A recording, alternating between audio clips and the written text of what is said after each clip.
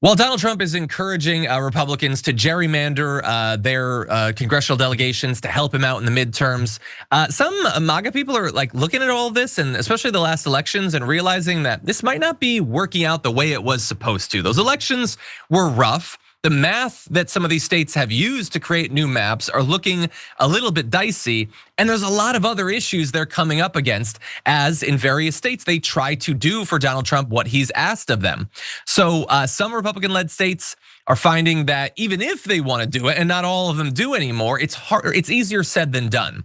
So Ohio drew a new map that Democrats believe could actually favor them. After seeing the recent election results, Kansas decided not to follow through on their redistricting plan. They had been on path to do it and then decided not to.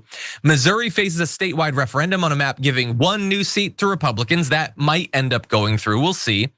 Despite massive pressure from the White House, including personal visits from Vice President JD Vance, Indiana Republicans are currently resisting pressure to draw new districts.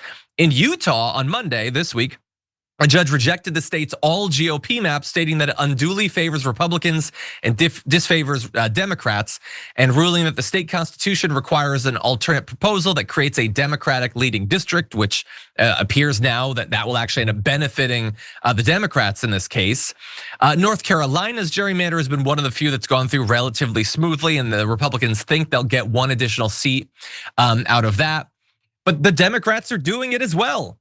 And in the end, it doesn't actually seem necessarily that this is going to end up helping the Republicans. And so in a cycle that's already going to be very hard for them, they may actually be at a structural disadvantage going into it.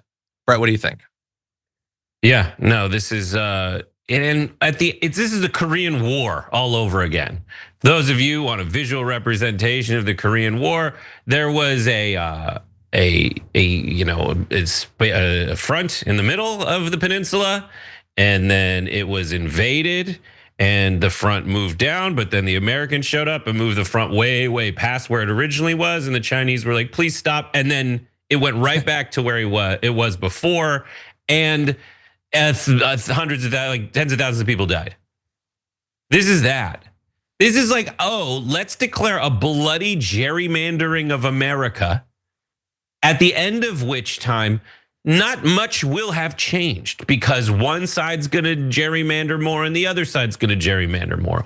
All that happened is now we have a bunch of even further gerrymandered districts, and what we have less of is actual representation of the people based on a map that makes sense, even by the weird way that Republicans are like, we're actually a representative republic, not a democracy. It's like, bro, we're barely even that with these maps.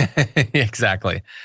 Yeah, and it's just in the crossfire, you have like California Republicans that are like, hey, why do I have to lose my seat just because Greg Abbott's a D?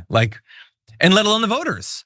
California Republicans deserve to have some representation, and thanks to Donald Trump, they're not gonna get it. Again, it's not even equal.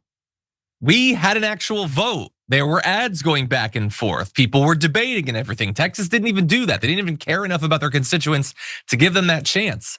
And in the end, as we've been alluding to, some of the recent data indicates that this new map may not actually be as positive for Texas Republicans as they think it is, which would just be one of the best possible outcomes in these midterms.